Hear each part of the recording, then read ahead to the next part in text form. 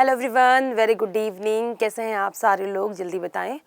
और आज हम करेंगे कॉन्स्टिट्यूशन हमारा किस तरीके से हिस्टोरिकल बैकग्राउंड का डेवलप हुआ था, वो हमने देख लिया था।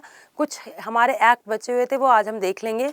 आज हम ये भी देखेंगे कि जो हमारी संविधान सभा थी वो किस तरीके से बनती है, किस तरीके से उसका काम होता है। आज भी हम उन चीज़ों को भी बहुत अच्छे से समझने वाले हैं और देखने वाले हैं। ठीक है, जल्दी से क्लास में आ जाओ भाई। और कोई भी लगता है आपको कि मैं दिखाई नहीं दे रही हूँ, सुनाई नहीं दे रही हूँ, कोई भी आवाज़ में किसी भी तरीके का कोई भी प्रॉब्लम हो तो प्लीज़ जल्दी से बता दो अभी।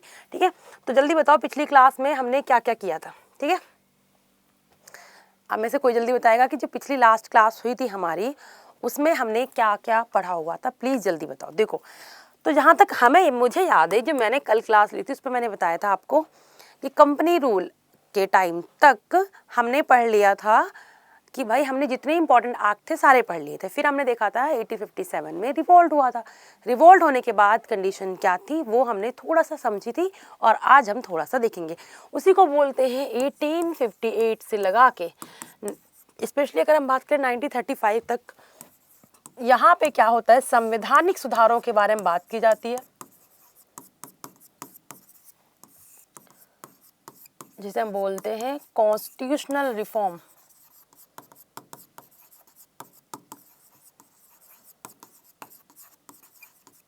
के बारे में हम यहाँ पे क्या करते हैं, कॉन्स्टिट्यूशनल रिफॉर्म्स के बारे में हम यहाँ पे क्या करते हैं, बात करते हैं। और यहाँ पे हम समझते भी हैं। देखो क्या हुआ, कौन कौन से हमने यहाँ पे डेवलपमेंट देखे। सबसे पहला हमने देखा था, ये कलर नहीं दिख रहा, चलो चेंज कर लेते हैं। सबसे पहले हमने क्या देखा था, 1858 का गवर्नमेंट ऑफ इंडिया एक्ट।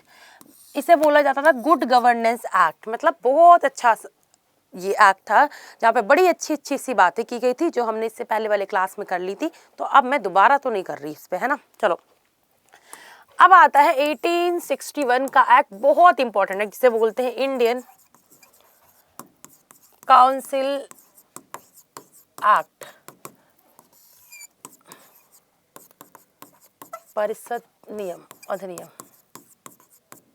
बहुत ही इंपॉर्टेंट अधिनियम है। इसे बोलते हैं, जो मंत्रिमंडल था उसकी शुरुआत भी हम कहाँ से देखते हैं, हम यहाँ से मतलब ये जो शुरुआत मंत्रिमंडल किस तरीके से होगा, किस तरीके से काम होगा, उसकी शुरुआत भी अगर देखी जाए तो वो भी हम कहाँ से देखते हैं, वो भी हम यहीं से देखते हैं। मतलब आप देखो, ये बहुत इंपॉर्टेंट हमारे लिए है, देखते हैं, बहुत महत्वपूर्ण और बहुत ही ज़्यादा इम्पॉर्टेंट है ये अधिनियम। क्यों, वो सब कुछ देखेंगे। पहला चीज़ ये है कि यहीं से शुरुआत होती है मंत्रिमंडल बनने की। जो हम काउंसिल ऑफ मिनिस्टर्स के बारे में बात करते हैं, काउंसिल ऑफ मिनिस्टर्स, उसकी शुरुआत कहाँ से होती है, इसी एक्ट से होती। तो अगर आपसे पूछा जाए इंडिया में मंत्रिमंडल की शुरुआत कहाँ से होती, तो 1861 का जो एक्ट है वहाँ से। अब आपको समझ आया कि क्यों हम ये एक्ट पढ़ते हैं, क्यों हिस्ट्री के टॉपिक्स हम पढ़ रहे होते हैं पॉलिटी में। क्योंकि हम जो पढ़ते हैं ना, मंत्रिमंडल ऐसे होगा, अध्यादेश ये होता है, प्रेसिडेंट के पास ये पावर होती है, सब चीज़ें हमको यहीं से मिलती हुई दिखेंगी कि शुरुआत यहाँ से हो रही होती इस तरीके से ना। तो हमने यहाँ पे क्या देखा, हमने यहाँ पे देखा मंत्रिमंडल बनने की शुरुआत जो होती है वो यहाँ से होती। पहला पॉइंट ये हो गया। एक सेकेंड।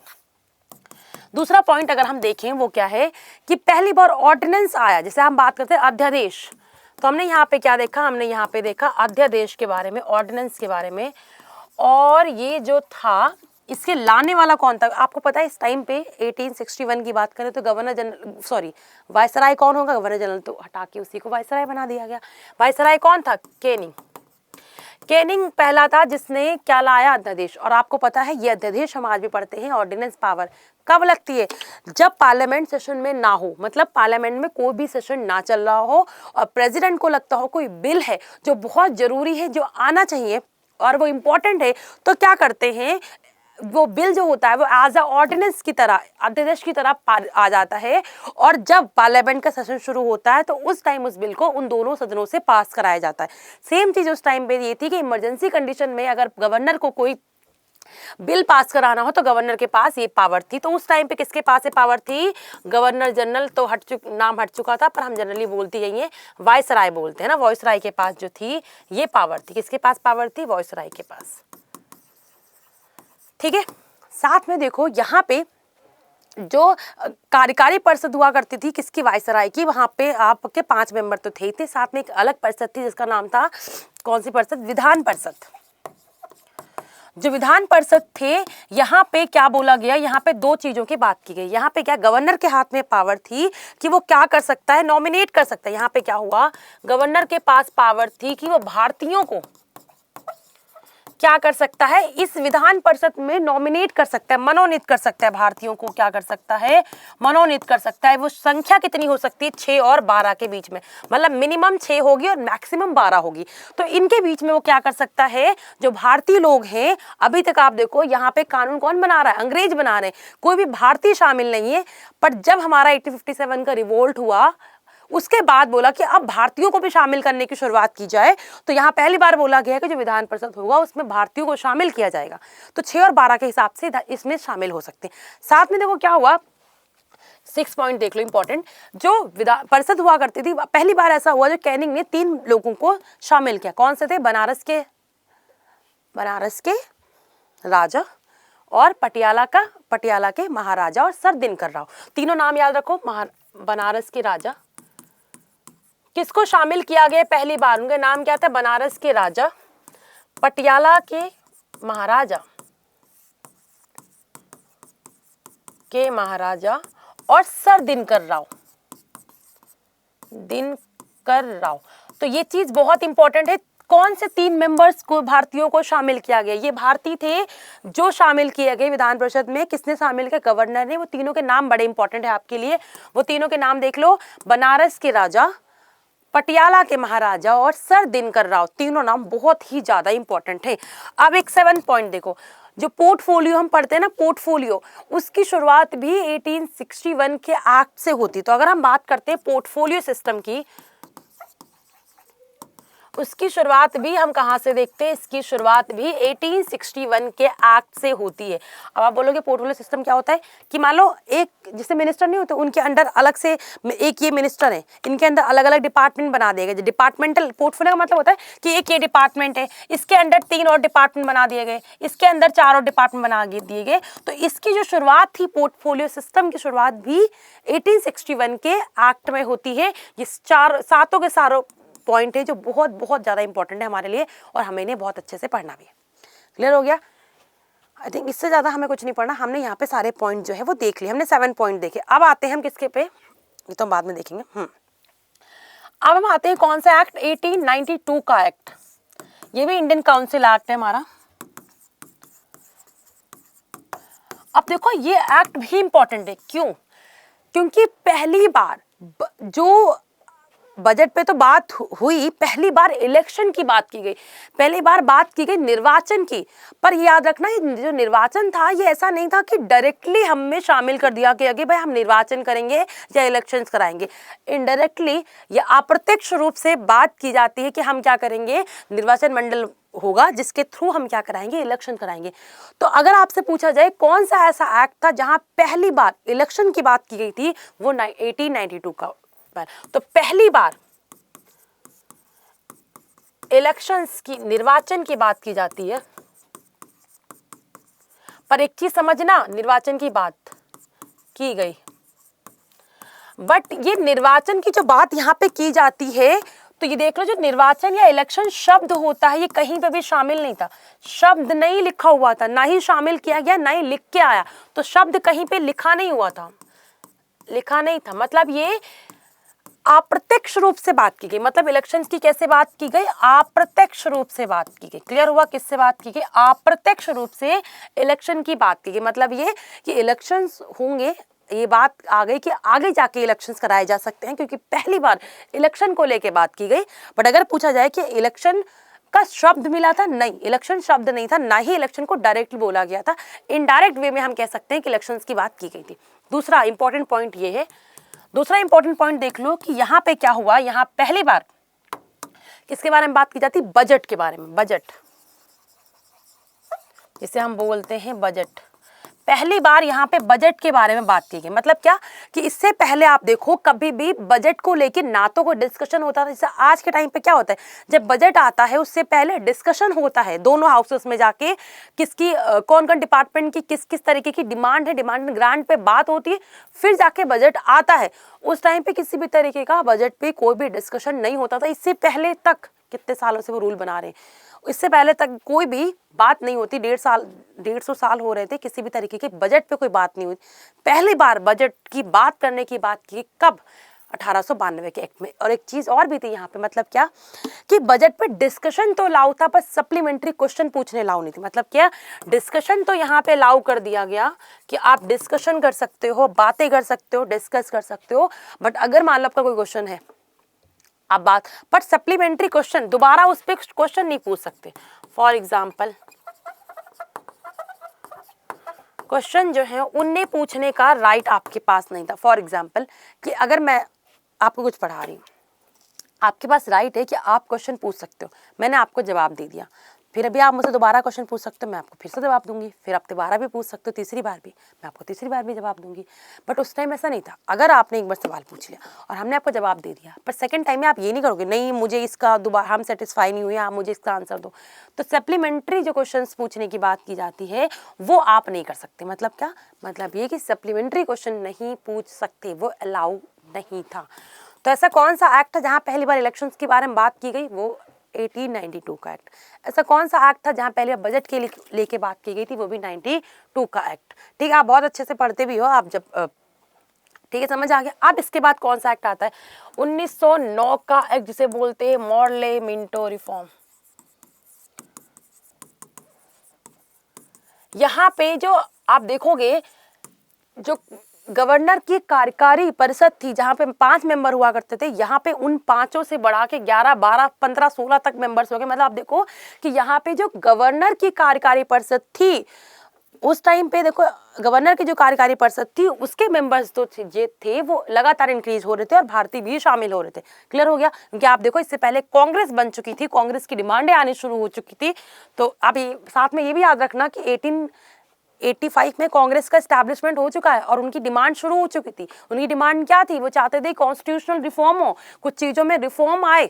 उनकी जो कांग्रेस के मेंबर थे वो जाके देख चुके थे ब्रिटेन में किस तरीके से रूल चलता है, वो जाके देख चुके थे ऑस्ट्रेलिया में किस तरीके से अंग्रेज रूल कर रहे हैं, समझ लो। तो वो चीज़ें थी, आप समझो उस चीज़ के बारे में, ठीक है। तो वो भी माइंड में रखना है, इसलिए कहते हैं इंटरलिंक करनी जरूरी कि कांग्रेस बन चुकी थी, कांग्रेस भी अलग तरीके की डिमांड कर रही थी, इसलिए डिमांड मानी भी गई यहाँ पे। समझ रहे हो क्या हुआ, और थोड़ा समझो कि बीच में चल क्या रहा था। आप ये चीज समझो, 1892 में जो एक्ट आया और 1909 में जो एक्ट आया, इसके बीच में कितना साल का अंतर है, 18 साल का अंतर है। ये 18 वर्ष के डिफरेंस में क्या क्या हुआ ये समझो। इसमें आपने इससे पहले देख चुके थे 1885 में कांग्रेस की स्टैब्लिशमेंट हो चुकी थी। अब देखो होता क्या है, जब ये एक्ट आता है उसके बाद आपने देखा 1905 में बंगाल का विभाजन होता है। अब देखो विभाजन हो गया, बंगाल के विभाजन की घोषणा कर दी, किसने करी थी बंगाल के विभाजन की घोषणा, करजन ने। बट बंगाल का विभाजन होता नहीं है, 1911 में उसे रोक दिया जाता है, बट विभाजन की घोषणा कर दी गई 1905 में। अब यही देखो 1906 में क्या बन चुका था, मुस्लिम लीग। ऐसे नहीं 1909 में बोल दिया गया कि मुस्लिमों को अलग से हम देंगे, है ना। तो आप देखो कि उसके पीछे की हिस्ट्री भी समझो कि चल क्या रहा था देश में उस टाइम पे। चल ये रहा था कि 1905 में बंगाल को डिवाइड करने की कोशिश की गई धर्म के आधार पे कि भाई ये मुस्लिम है इनको अलग कर दो, ये हिंदू इनको अलग कर दो। साथ में हिंदुओं में बोला कि ये लैंग्वेज अलग बोलते हैं, बंगाली बोलते हैं तो इन्हें अलग कर दो, ये हिंदी बोलते हैं इन्हें अलग कर दो। तो डिवीजन करने की बात की बंगाल की, और उसी टाइम पे मुस्लिम लीग बनाएगा कि भाई मुस्लिम जो लोग हैं उनकी रक्षा कैसे, तो उसके लिए क्या बनाएगी, मुस्लिम लीग बनाएगी। अब ये जो मुस्लिम लीग है ना, ये मुस्लिम लीग ये पहुंचते हैं। अब मुस्लिम लीग के यहाँ पे क्या की जाएगी, उनके अधिकारों के लेकर बात की जाएगी। तभी पहली बार कहते हैं ना 1919 का वो एक्ट है जिसने बीज डाला था कि भारत का क्या होगा, विभाजन होगा। अगर ये ना होता 1919 का एक्ट तो शायद हमारा देश के टुकड़े ना होते और पाकिस्तान आज हमारे साथ होता और पाकिस्तान हमसे लड़ ना रहा होता, है ना। तो इन्हें पता था, इन्होंने उसका ही फायदा उठाया क्योंकि उसके पीछे सब चीजें हो चुकी थी, उसी को इन्हें पता था कि इस तरीके से हम चीजें कर सकते हैं और इन्होंने वो चीज करी भी। तो 1909 का जो मॉर्ले मिंटो रिफॉर्म आता है, मॉर्ले कौन होते बताओ पहले, और मिंटो कौन होते हैं? मिंटो कौन होते हैं जल्दी बताओ। मिंटो जो होते हैं वो क्या है, वो वायसराय होते हैं। मिंटो कौन होते हैं? ये वायसराय। और ये क्या थे? ये भारतीय सचिव थे। मैंने बोला था ना आपसे 1858 में एक भारतीय सचिव का पद क्रिएट किया गया था, उन्हीं का नाम था मॉर्ले, और इन्हीं के नाम से क्या बना, एक एक्ट आ गया जिसका नाम था मॉर्ले मिंटो रिफॉर्म। इसमें देखो इनके लिए क्या बोला गया, आपको ये चीज समझ आ गई कि जो कार्यकारी परिषद थी किसकी, वायसराय की, उसके नंबर्स को इंक्रीज कर दिया गया। तो क्वेश्चन मैं यहाँ पे लिख देती हूँ, गवर्नर की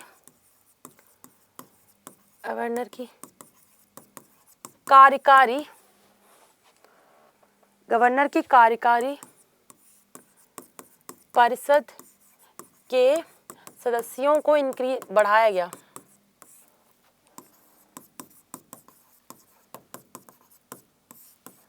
ठीक है, पहला तो ये बढ़ाया गया, तो ये चीज आपको याद रखना, मतलब मेंबर्स जो थे वो इंक्रीज किए गए। दूसरा पॉइंट बहुत इंपॉर्टेंट, जो यहाँ पे मुस्लिम लीग बनी है, इनके लिए देखो क्या हुआ, यहाँ पे मुस्लिम्स के लिए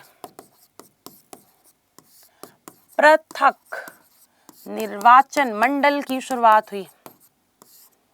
समझते इसका मतलब क्या होता है? इसका मतलब ये होता है कि भाई अगर मुस्लिम कैंडिडेट वहां पे खड़ा है तो उसे मुस्लिम कैंडिडेट ही वोट करेंगे, है ना? ठीक समझ आएगा? तो इसका मतलब क्या है, इनको पृथक निर्वाचक मंडल की शुरुआत की गई। कहां से? 1919 के एक्ट से, क्योंकि मुस्लिम लीग बन चुकी थी। उसी का आप यहाँ पे देखो क्या दिख रहा है आपको। हाँ, ये चीज क्या थी? ये चीज शुरुआत थी किस चीज की, कि भाई हमारे देश का अब बंटवारा होना शुरू, क्योंकि जब आप किसी की एक मांग पूरी करते हो, ये चीज़ ह्यूमन नेचर है, आपसे अगर कोई कुछ भी मांगे, है ना, और आपने उसकी पूरी कर दी वो डिमांड, फिर उसे लगता है कि जब मेरी ये वाली डिमांड पूरी हो गई है तो मेरी दूसरी डिमांड भी पूरी की जा सकती है।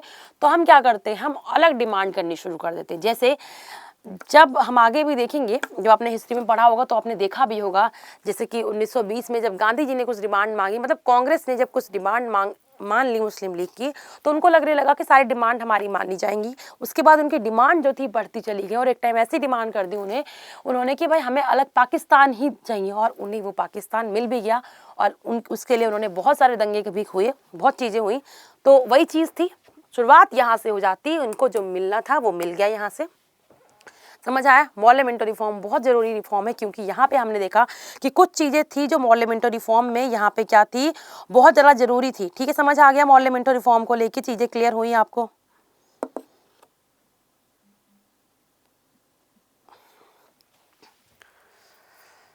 जो कार्यकारी परिषद थी, इसमें एक मेंबर का नाम लिख लो, यहीं पे लिखवा देती हूँ। देखो यही तो कलर भी नहीं दिख रहा, यहाँ पे ब्लैक ही कलर दिखता है। देखो, गवर्नर की कार्यकारी परिषद में शामिल होने वाले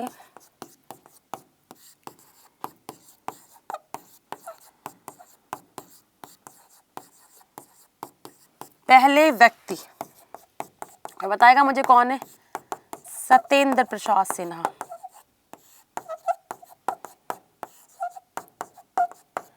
बहुत इंपॉर्टेंट सवाल है, आपके बहुत सारे एग्जाम में पूछा गया है, इस क्वेश्चन को याद रखना।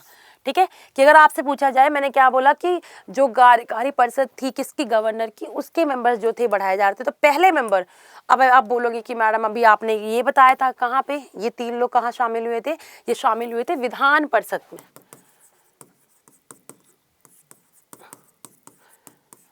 ठीक है, ये कहाँ शामिल हुए हैं? ये गवर्नर की कार्यकारी परिषद में शामिल हुए हैं। समझ रहे हो कि गवर्नर, मेन पावर किसके हाथ में थी उस टाइम? जो ये कार्यकारी परिषद थी ना गवर्नर की, जहाँ पे गवर्नर हेड कर रहे थे, उसमें इनको पहली बार शामिल किया गया। क्लियर हुआ? हमने क्या देखा, उनको यहाँ पे पहली बार जो था वो यहाँ पे शामिल किया गया। तो क्लियर हो गया? हमने यहाँ पे क्या देखा, इनको पहली बार जो है वो यहाँ पे शामिल किया गया। समझ आया?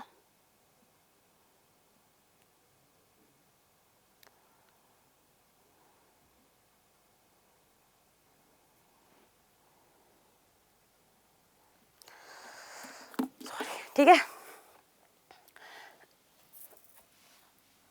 यहाँ पे अच्छा ये भी लिख लो, सांप्रदायिक, तो मैंने लिखा ही नहीं, वैसे तो आप समझ जानते हो, सांप्रदायिक निर्वाचन मंडल दे दिया, मतलब ये कि मुस्लिमों को अलग से सांप्रदायिक मंडल मिल गया। गांधी जी ने इसी एक्ट को क्या बोला था? गांधी जी ने 1919 सर्वनाश करने वाला, गांधी जी ने इसे क्या बोला था? गांधी जी ने बोला था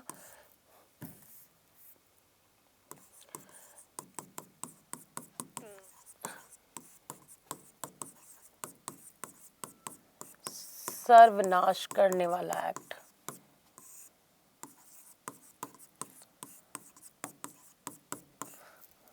तो ये पॉइंट भी याद रखना, किसने बोला था कि भाई ये कौन सा एक्ट है? सर्वनाश करने वाला एक्ट किसने बोला था? 1919 वाले, ओ सॉरी 1909 वाले एक्ट को वो गांधी जी ने बोला था। ये क्या होगा? सर्वनाश करने वाला। अच्छा एक चीज़ और देखो, यहाँ पे कौन सा एक्ट क्या हमारा, ये देख लो एक बार। यहाँ पे हमने कितने पॉइंट पढ़े? एक चीज़, एक पॉइंट और लिख लो, वो पॉइंट यहाँ पे देखो क्या है। हमने देखा था शक्तियों का केंद्रीकरण हुआ था लास्ट 1833 वाले एक्ट में, तभी बोला गया था कि भारत के क्या होंगे? गवर्नर जनरल बना दिए गए। यहाँ पे देखो, यहाँ पे बॉम्बे, मद्रास को उनकी पावर वापस कर दी गई। मतलब यहाँ पे क्या की, उनकी शक्तियां जो थी वो वापस करना शुरू कर सकती हैं, वापस कर दी गई। मतलब ये कि अगर आपसे सवाल पूछा जाए कि शक्तियों का विकेंद्रीकरण कहाँ से शुरू हुआ, तो यहाँ पे आप क्या देख सकते हो कि यहाँ से क्या शुरू हुआ? शक्तियों का विकेंद्रीकरण, शक्तियों का विकेंद्रीकरण। अब इसके बाद देखोगे शक्तियों का विकेंद्रीकरण शुरू हुआ। अब मेरा सवाल आप में से बताओ जरा मुझे कि सबसे पहला केंद्रीकरण कब से शुरू हुआ? तो जब केंद्रीकरण की सारी पावर किसी एक में हाथ में आने की शुरुआत कब से हुई? 1773 के एक्ट से। वो कब तक चलती रही? वो चलती रही 1833 के एक्ट तक। उसके बाद रिवोल्ट हुआ और हमारे एक्ट आए, तो वहां पे बोला गया कि अब भाई हड़प की नीति नहीं चलेगी। और यहाँ पे 1861 का जो एक्ट था, वहां पे बॉम्बे और मद्रास को उनकी पावर्स वापस कर दी गई। इसका मतलब ये कि शुरुआत कहाँ से हो गई है? यहाँ पे विकेंद्रीकरण की शुरुआत हो जाती है। और तभी हम देखेंगे आगे जाके, जैसे आज हम पढ़ते हैं ना कि विकेंद्रीकरण हुआ है, सब स्टेट के पास भी पावर है और केंद्र के पास भी पावर है, तो शुरुआत यही से होती है। ये बहुत इंपॉर्टेंट पॉइंट है, मुझे अब याद आया, तो आप इस चीज को भी याद रखना कि विकेंद्रीकरण की शुरुआत कहाँ से होती है? 1861 के एक्ट से होती है। ये पॉइंट भी बहुत इंपॉर्टेंट है, इस चीज को भी आप अच्छे से याद रखना, ठीक है। तो इसको 1919 वाले एक्ट को इन्होंने, सॉरी 1909 वाले एक्ट को क्या बोला कि ये सर्वनाश करने वाला एक्ट है। ये भारत, मतलब, और ऐसा किया भी इसने, सर्वनाश इसने कर ही दिया पूरी तरीके से देखा जाए तो इसने कर दिया। यहाँ पे रंग भेद आधार के आधार पे यहाँ पे शुरुआत कर लो कि इन्होंने शुरुआत कर ली थी फूट डालने की, कि अब ये फूट डाल के ही हम पे क्या करेंगे? रूल करने वाले हैं। अब देखो यहाँ पे, इसके बाद हम क्या देखते हैं? इसके बाद आता है 1919 का गवर्नमेंट ऑफ इंडिया एक्ट। मैं ऐसा लिख दूं? ठीक है। इसे बोलते हैं मॉन्टेग्यू चेम्सफोर्ड रिफॉर्म। इसे क्या बोलते हैं? Montagu Chelmsford reform. इसे क्या बोलते हैं? मॉन्टेग्यू चेम्सफोर्ड रिफॉर्म, ठीक है। हम इसे क्या बोलते हैं? अब देखो यहाँ पे क्या हुआ। हिंदी में देखो, नाम तो हिंदी इंग्लिश सेम ही होता है। ये कौन थे भाई? ये सचिव थे। और ये कौन हो जाएंगे? ये वायसराय हो जाएंगे, ठीक है। अब देखो, अब थोड़ा सा याद करो कि अब क्या होएगा। अब देखो, अब थोड़ा सा आपको रिकॉल कराती हूँ। अभी हमने क्या बोला? 1909 वाला जो एक्ट था, उससे पहले क्या क्या चीजें हुई थी? भारत बंगाल का विभाजन हो चुका था, स्वदेशी मूवमेंट आ चुका था, मुस्लिम लीग बन चुकी थी, बहुत चीजें हो चुकी थी। अब देखो 1919 में एक एक्ट आता है 10 सालों के बाद। इस 10 सालों 19 में जो आता है, इसमें देखो इससे पहले क्या हो चुका था। सबसे पहले देखो, इससे पहले गांधी जी आ चुके थे इंडिया में। सबसे बड़ी इंपॉर्टेंट चीज आपने क्या देखा? जो गांधी जी थे,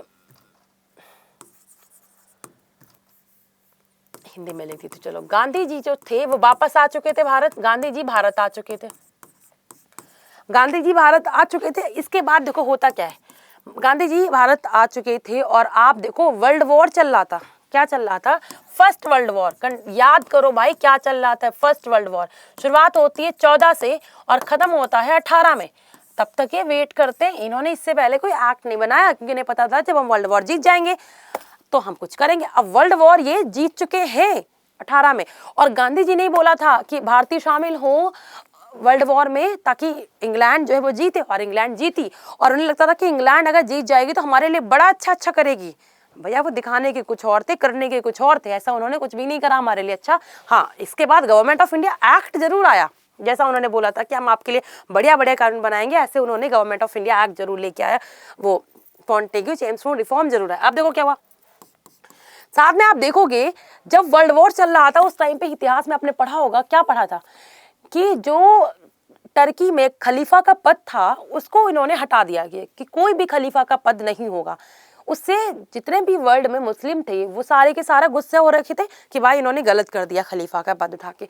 तो आप देखो ऑल ओवर वर्ल्ड में एक खिलाफत मूवमेंट शुरू हो गया था कि भाई ऑल ओवर वर्ल्ड में 1919 के टाइम पे आप देखो खिलाफत मूवमेंट शुरू कर दिया गया कि हम खिलाफ, इस चीज के खिलाफ है क्योंकि आपने गलत करा है। तो आप देखो उसका इम्पैक्ट इंडिया के भी अंदर देखने को मिला। इंडिया के अंदर भी खिलाफत मूवमेंट चल रहा था 1900 में, जब ये एक्ट आया उस टाइम पे भी। फिर हम देखेंगे 1920 में आपका असहयोग आंदोलन भी आता है, क्योंकि आप देखो गांधी जी एक बड़े नेता की तरह उभर चुके थे, चाहे चंपारण हो, चाहे अहमदाबाद हो, चाहे खेड़ा हो, आपने पढ़ा है वो सब चीज। तो ये चीजें आप अपने दिमाग में रखो कि इससे पीछे चल क्या रहा था चीजें, और चल रहा था उसका इम्पैक्ट आपको इन एक्टों में देखने को मिलेगा। क्लियर हुआ? तो आप जरूर याद रखो, जब हम बात करते हैं 1892 के एक्ट से, उससे पहले कांग्रेस बन चुकी थी। और आप देखो उसके बाद जो भी हम एक्ट पढ़ते हैं साथ में हम हिस्ट्री को इंटरलिंक करके जरूर देखेंगे, बिकॉज आप देखो कि चीजें चल क्या रही थी, हिस्ट्री में जो चीजें हो रही थी, जो चीजें घटित हो रही थी उस टाइम पे, उसका कहीं ना कहीं इम्पैक्ट पड़ रहा था हमारे इन अधिनियमों पे, इन एक्टों पे, क्योंकि हम डिमांड कर रहे थे उस चीज की। तो जब आप बोलते हो ना कि हमने बहुत सारा पोर्शन उधार लिया हुआ है कॉन्स्टिट्यूशन में, 1935 के एक्ट को ही हमने कॉपी कर लिया है, बिल्कुल। तो सोचो कि 1935 के एक्ट में चीजें आई कहां से, वो चीजें हमने मांगी हैं। आप देखो यहाँ पे डिमांड किस चीज के लिए हो रही है, तो उन डिमांडों को मद्देनजर रखते हुए तो यहाँ पे डालेंगे ना ये चीजें, समझ आए? तो आप पीछे की चीजें भी याद रखोगे। वर्ल्ड वॉर चल रहा था, गांधी जी इंडिया में आ चुके थे, गांधी जी सफल लीडर बन चुके थे, बिकॉज चंपारण, अहमदाबाद, खेड़ा सब उन सफल उनके आंदोलन थे। तो गांधी जी का भी रोल होता है, वर्ल्ड वॉर ये जीतते हैं और ये जब खलीफा के पद को हटाते हैं तो खिलाफत मूवमेंट भी चल रहा होता है पूरे वर्ल्ड में, तो उसका इम्पैक्ट इंडिया में भी होता है और इंडिया में भी खिलाफत मूवमेंट चल रहा होता है। उस टाइम पे आता है गवर्नमेंट ऑफ इंडिया एक्ट 1919, जहां पे कुछ चीजों के बारे में बात की जाती है, वो समझो। यहाँ पहली बार बोला गया कि बाइकैमरलिज्म आएगा, द्विसदनी, यहाँ पे पहली बार, जिसे हम बोलते हैं द्विसदनी गवर्नमेंट की बात की गई, मतलब 2 सदन होंगे। इसका मतलब क्या है? इसका मतलब होता है 2 सदन होंगे। इसका मतलब ये है कि भाई अब पार्लियामेंट जहां पे काम हो रहा होगा गवर्नर कार्यकारी परिषद में, वहां पे अब 2 सदन होंगे। क्लियर हुआ? और अभी अगर आप देखो इंडिया के कॉन्स्टिट्यूशन में, तो हम इंडिया के कॉन्स्टिट्यूशन में क्या देखते हैं कि हमारे पास भी 2 सदन है, एक लोकसभा और एक राज्यसभा, एक लोअर हाउस, एक आपका अपर हाउस। जिस तरीके से ब्रिटेन की पार्लियामेंट में हम क्या देखते हैं कि वहां पे भी 2 हाउस है, एक आपका लोअर हाउस और एक आपका अपर हाउस। जल्दी बताओ, समझ आया? क्लियर?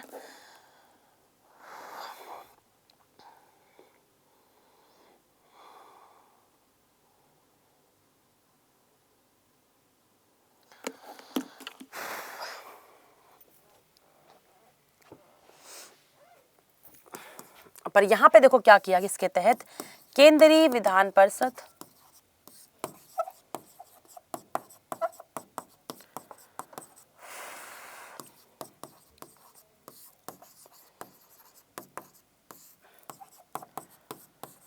तो अगर आपसे पूछा जाए कि सबसे पहली बार कौन से एक्ट में बाइकैमरलिज्म आया था या द्विसदन के बारे में बात की गई थी, वो 1919 का एक्ट था। ये चीज याद रखोगे या नहीं बताओ?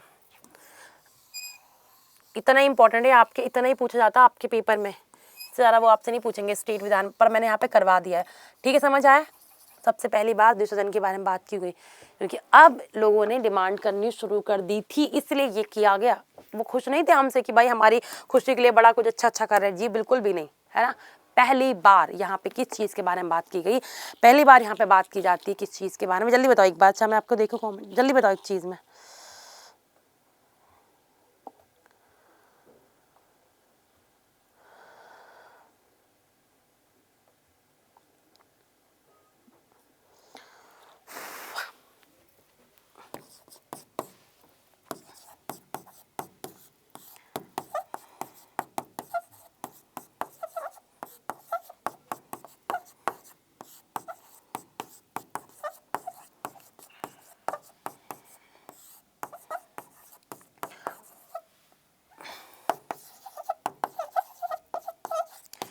डायरेक्की शब्द सबसे पहली बार कहाँ पे आया, तो आप क्या बोलोगे? सबसे पहली बार डायरेक्की शब्द आपका 1919 के एक्ट में। बहुत इंपॉर्टेंट चीजें हैं भाई। कैपिटलिज्म सबसे पहले कहाँ पे आया? 1919 के एक्ट में। डायरेक्की कहाँ है सबसे पहले? 1919 के एक्ट में। मतलब क्या? प्रांतों में डायरेक्की आ गई। क्या मतलब होता है इसका?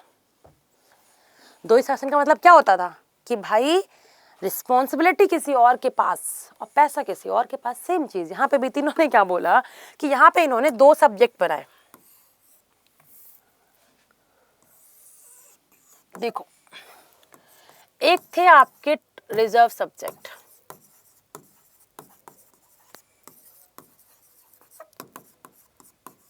जिसे बोलते हैं रिजर्व सब्जेक्ट को क्या बोलते हैं?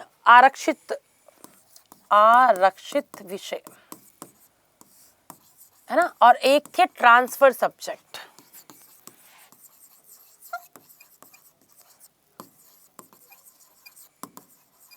जिन्हें हम बोलते हैं हस्तांतरित सब्जेक्ट।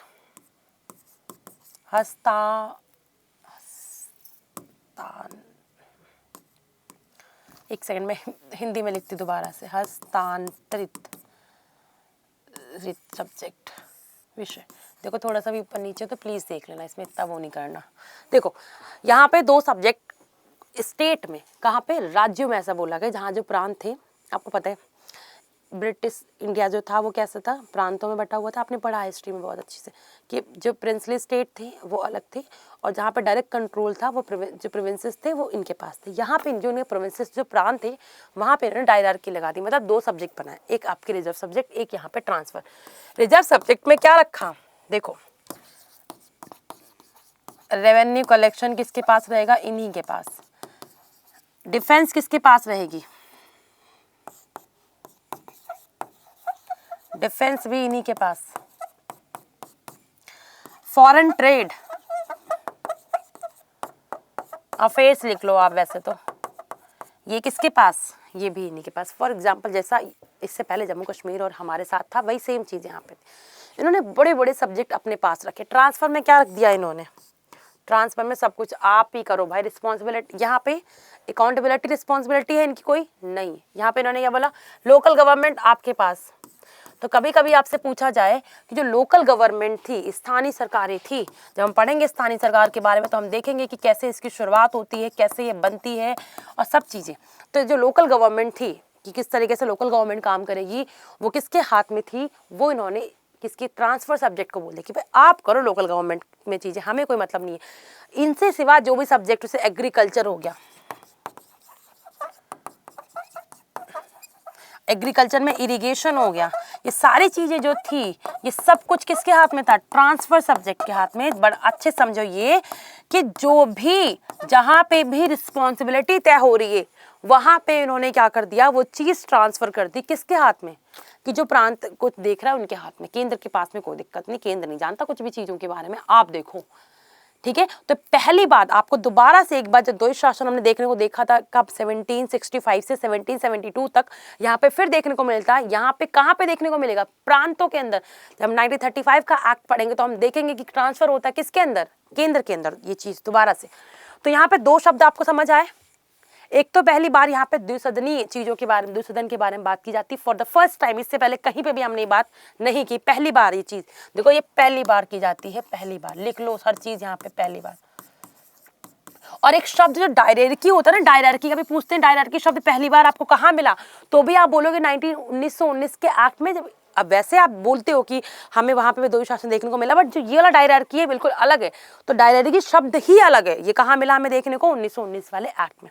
साथ में हमने क्या देखा? जो 1919 का एक्ट था वहां हमने क्या देखा था कि भाई मुस्लिमों को सांप्रदायिक अलग से निर्वाचन मंडल बना दिया गया। यहाँ पे उसे और बढ़ा दिया गया कि मुस्लिम क्यों बचे हुए हैं, सिखों को, ईसाइयों को अलग से दे दिया गया, भाई आप भी लो, आप भी लो। अदर जो भी कास्ट बची हुई थी उन सबको बोल दिया कि आप सब लो, है ना। तो यहाँ पे किसके जो पृथक निर्वाचन मंडल था, पृथक सांप्रदायिक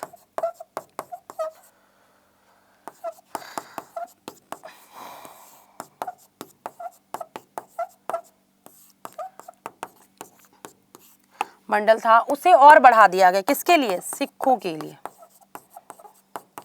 ईसाइयों के लिए और पारसियों के लिए, है ना। इनके लिए यहाँ पे क्या कर दिया गया, बढ़ा दिया गया। क्लियर हो गया।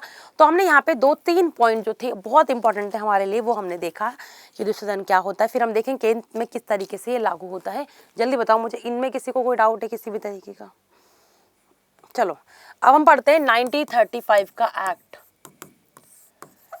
भारत सरकार अधिनियम।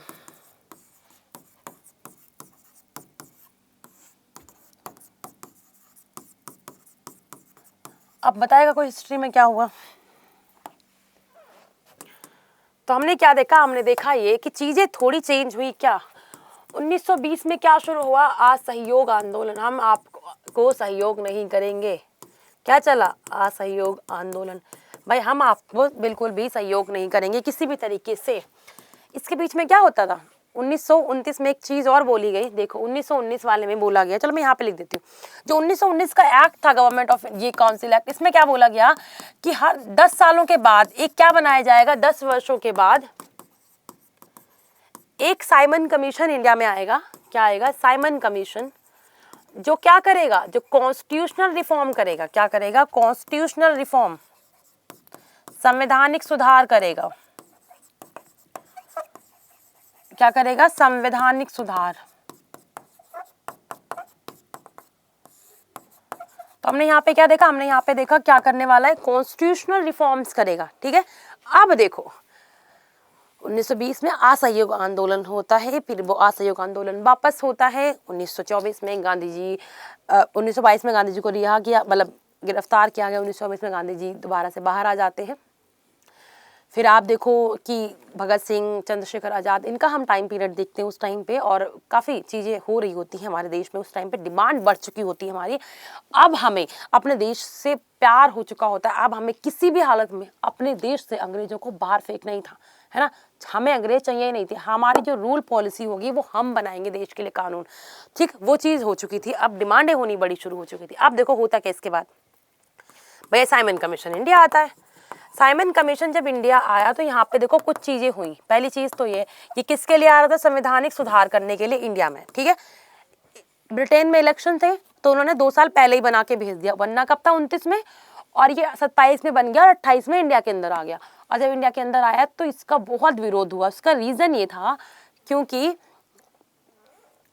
इसमें एक भी भारतीय शामिल नहीं थे। आप सुधार करने किसके लिए आ रहे हो, हमारे लिए, और आपने हमें नहीं शामिल कराए। तो इसका बहुत विरोध हुआ। साइमन गो बैक के नारे लगे, और इतना विरोध हुआ कि इन्होंने हमें चैलेंज कर दिया, आपके अंदर हिम्मत है, आप बना के दिखाओ। फिर आपको पता है नेहरू रिपोर्ट आती है। नेहरू रिपोर्ट के बाद पूर्ण स्वराज की मांग आती है। फिर हम अपने अधिकारों की मांग करते हैं कराची अधिवेशन में, फिर इलेक्शन, फिर उसके बाद आप देखो तब ये जाके 1935 का एक्ट आता। आप जरा सोचो इसके पीछे हुआ क्या था। अब थोड़ी यहाँ बात हम एक चीज और इस साइड आते हैं, आप समझो, मैं यहाँ पे लिखती हूँ। साइमन कमीशन के बाद समझो यहाँ पे क्या आएगी, एक नेहरू रिपोर्ट आती है। नेहरू रिपोर्ट के बाद क्या हुआ, कराची अधिवेशन होता है।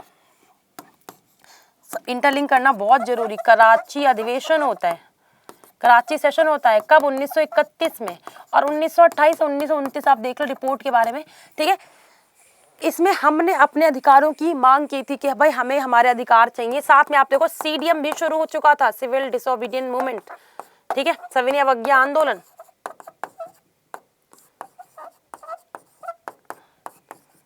तो आप ये सोचो ये सब चीजें हमारे देश में चल रही हैं, तो हमने इतनी मांगे इनसे की थी, हम अपने अधिकार मांग रहे थे कि हमें भी हमारे अधिकार चाहिए।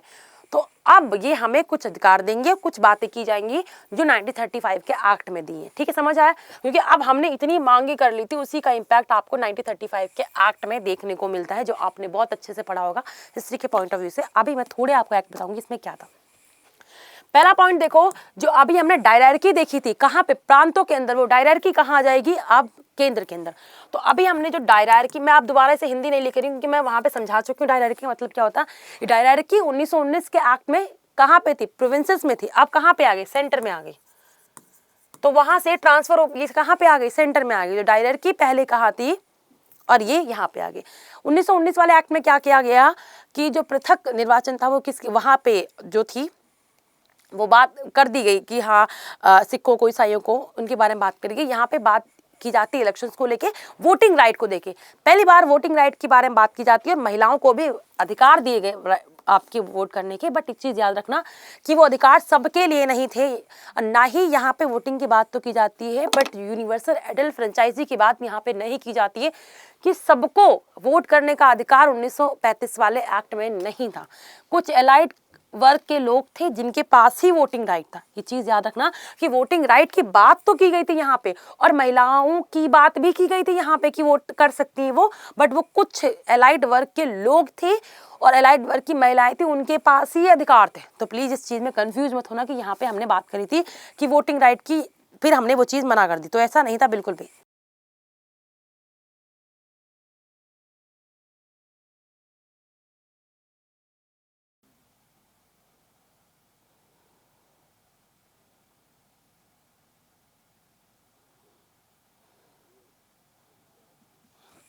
ठीक है,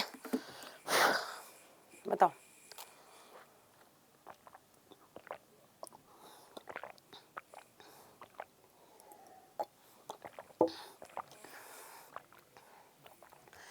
और किस चीज की गांधी जी मांग करते? फेडरेशन बनाओ, फेडरेशन की मांग कर रही थी, संघीय राज्य बनाने की, संघीय व्यवस्था की मांग हो रही थी, भाई हमें चाहिए। बट ये बहुत इंटेलिजेंट थे अंग्रेज, ये जानते थे कभी ये एक नहीं होंगे, है ना।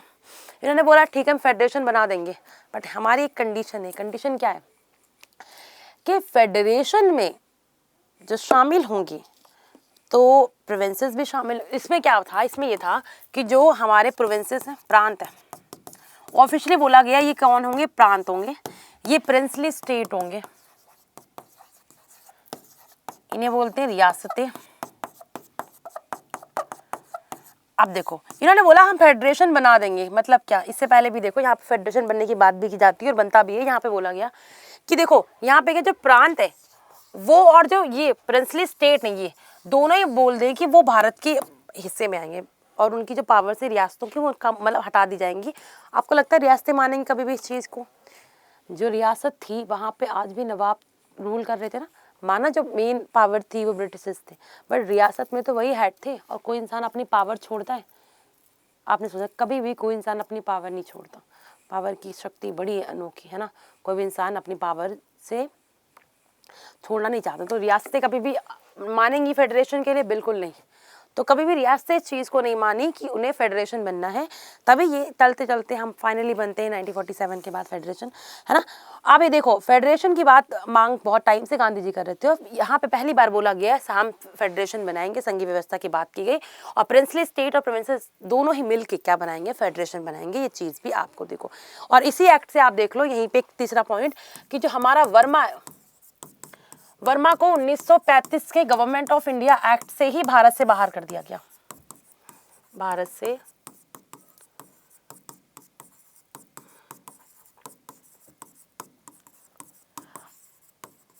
बाहर मतलब नहीं लिखते, अलग कर दिया गया, सॉरी, अलग लिख लो। आप अब एक चीज समझो, ये अलग कर दिया गया, और ये अलग जो होता है वर्मा वो 1937 में होता है, बट ये लिखा कहाँ होता है? ये लिखा 1935 के गवर्नमेंट ऑफ इंडिया एक्ट में होता है। जो चीज़ आपको ना मिले सब गवर्नमेंट ऑफ इंडिया एक्ट में है। इमरजेंसी के प्रोविजंस, किस तरीके से आपातकाल होगा, फेडरलिस्ट कैसी होंगी, ये सब कुछ आपको कहाँ मिलेगा? यहाँ पे, यहीं पे आप फेडरलिस्ट के बारे में बात करते हैं। जो सूचियाँ होती हैं संघ यहाँ फेडरलिस्ट के बारे में बात करके दो तरीके की, एक संघ सूची और एक आपकी राज्य सूची। तो सूचियों के बारे में कहाँ बातें करी गई थी? संघ सूची, इस फेडरल लिस्ट के बारे में बात की गई। तो यहाँ पे दो तरीके की लिस्ट थी। अच्छा बताओ, जो हमारी कंकरेंट लिस्ट है वो हमने कहाँ से ली है? ऑस्ट्रेलियन कॉन्स्टिट्यूशन से, पर यहाँ पे नहीं थी। यहाँ पे हम लिस्टों के बारे में बात करते हैं, सूचियों के बारे में बात करते हैं, और यहाँ पे दो तरीके की सूचियाँ थी, एक संघ सूची और एक आपकी राज्य सूची। जो भी हम आपातकालीन सिचुएशन, आपातकाल के बारे में बात करते हैं, इमरजेंसी के बारे में बात करते हैं, उनके प्रोविजंस भी हमने कहाँ से लिए हैं? 1935 के एक्ट से, है ना। जो भी हम प्रोविजंस के बारे में बात करते हैं ये भी हमने 1935 के एक्ट से ही लिए हैं। ठीक है, इमरजेंसी के प्रोविजंस भी हमने यहीं से लिए हैं। और आप बताओ जरा, यहीं पे हम क्या करते हैं? यहीं पे फेडरल कोर्ट के बारे में भी बात की जाती है। किसके बारे में? फेडरल कोर्ट के बारे में। कि क्या बनेगा भाई, एक फेडरल कोर्ट बनेगी जिसे हम बाद में सुप्रीम कोर्ट ऑफ इंडिया बोलते हैं। बाद में जो बना है वो क्या बना, सुप्रीम कोर्ट। ये क्या था, यहीं पे बोला गया 1935 में, यहाँ पे हम क्या बनाएंगे, फेडरल कोर्ट। साथ में यहीं पे देखो जब हम बात करते हैं आरबीआई के बारे में, आरबीआई की बात भी यहीं पे बोली गई कि फाइनेंस को रेगुलेट करने के लिए भी हम एक बॉडी बनाएंगे जिसका नाम होगा रिजर्व बैंक ऑफ इंडिया। ठीक है, समझ आया, क्लियर हुआ या नहीं। फेडरल कोर्ट के बारे में भी हम यहाँ पे बात करते हैं, इसको हम फेडरल कोर्ट ही लिख देते हैं।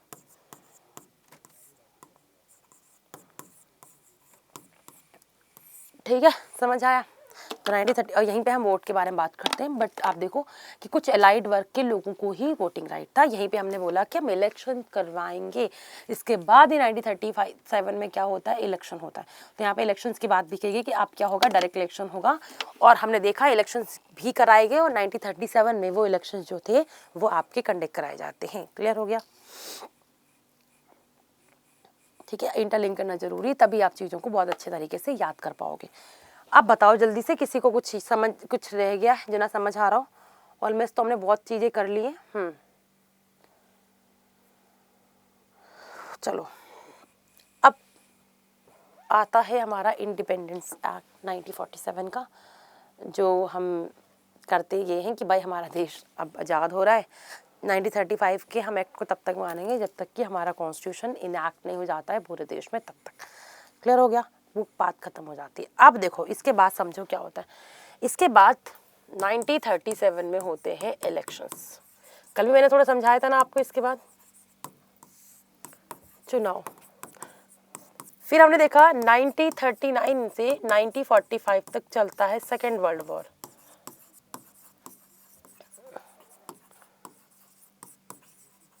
द्वितीय विश्व युद्ध। अब इसमें यहाँ पे आता है ना थोड़ा सा लोचा टाइप का। आपने भारत के लोगों को शामिल कर लिया बिना भारत के किसी भी बड़ी पार्टी से पूछे बिना, जो कि बड़ी पार्टी उस टाइम पे कांग्रेस थी। इस बात से नाराज कांग्रेस ने क्या करा, सारे मंत्री वहाँ के जो मेंबर्स थे उन्होंने रिजाइन दे दिया। ठीक है, यहाँ पे क्या होता है, रिजाइन हो जाता है। और यहीं पे वर्ल्ड वॉर चल रहा होता है। ये उस टाइम पे ब्रिटेन जो होती है वो जीत तो जाती है बट बहुत फाइनेंशियली तरीके से, बुरी तरीके से हार जाती है। और सेकेंड वर्ल्ड वॉर के पास ऐसे बोलते हैं ना कि वो हमें छोड़ के क्यों चले गए। ऐसा क्या था, आप सोचो कि वो इस हद तक कमज़ोर हो चुके थे ब्रिटेन कि अब उन पे इंटरनेशनली बहुत ज़्यादा प्रेशर था कि अब आप जहाँ जहाँ पे आपने अपना साम्राज्यवाद बना रखा है वहाँ से छोड़ो। तभी आप देखोगे कि ये जो 1945 से लगा के 1955 तक 10 सालों का जो बीच का टाइम है ना, इसी टाइम में आप देखो जो यूरोपियन पावर्स थी, जो जहाँ जहाँ पे उन्होंने कंट्रोल कर रखा है, जहाँ जहाँ साम्राज्यवाद था वो ख़त्म होता है ना। इसके बाद देखो होता क्या है, 40 में आता है अगस्त ऑफर। यहीं पे आता है 1942 में। बड़े अच्छी बातें की जाती है हमारे लिए कि हम आपके लिए ये कर देंगे, हम आपके लिए ये कर देंगे, बढ़िया बढ़िया बातें। बट यहाँ पे कुछ भी बातें हमारे साथ नहीं मैच करती। और हम क्या देखते हैं, हम यहाँ पे देखते हैं 46 में फाइनली आता है कैबिनेट मिशन। क्या आता है, हमारा कैबिनेट मिशन आता है। और इस मिशन के थ्रू बोला गया कि आप बनाइए संविधान सभा, बनाइए आपकी संविधान सभा, असेंबली बनाइए और लिखिए अपना कॉन्स्टिट्यूशन, है ना। तो इसके बाद क्या शुरू हो जाती है, कॉन्स्टिट्यूशन लिखने की जो शुरुआत है वो यहाँ से शुरू हो जाती है। कब, कैबिनेट मिशन के आने के बाद। मैंने कल आपको बताया भी था, कैबिनेट मिशन जब आया था तो वहाँ पे 3 मेंबर्स थे। वो तीनों मेंबर्स के नाम क्या है, जल्दी बताओ।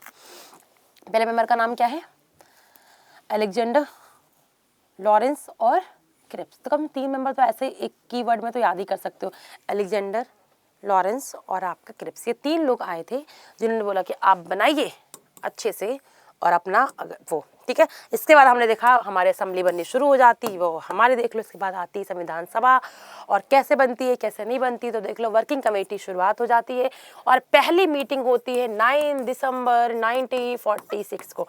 तो पहली मीटिंग कब हुई आप देख लो। पहली मीटिंग जो होती है 9 दिसंबर 1946 को होती है, जिसकी अध्यक्षता कौन करते हैं, सच्चिदानंद सिन्हा करते हैं। याद रखना ये पहले होते, बट ये स्थायी सदस्य होते हैं। जो 11 तारीख की मीटिंग होती है, इसके बाद 11 दिसंबर 1946 को मीटिंग होती है और इसमें परमानेंट अध्यक्ष बना दिए जाते हैं,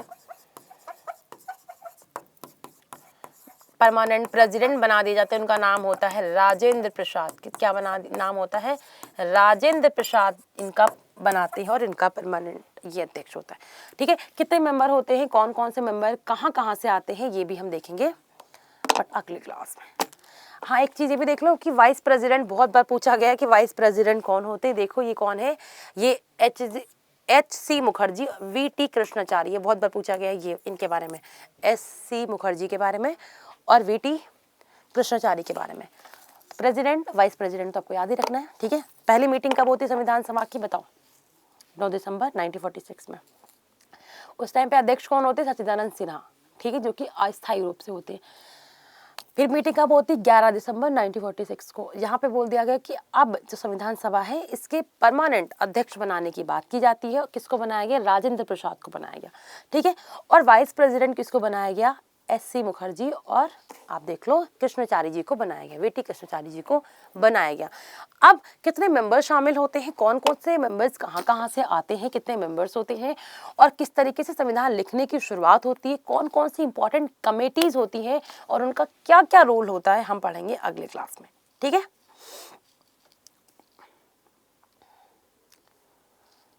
बताओ, किसी को कोई डाउट, कुछ पूछना है किसी के बारे में? बताओ, अगर इसके बीच में किसी को कुछ भी समझ आ रहा हो, कुछ रह गया हो पूछने को। मैंने सारे चीज़ को बहुत अच्छे से समझाया है, कोई भी चीज़ का अगर रहता है आपको, बट मैं ये चीज़ ज़रूर बोलूँगी कि प्लीज़ एक बार जाके आप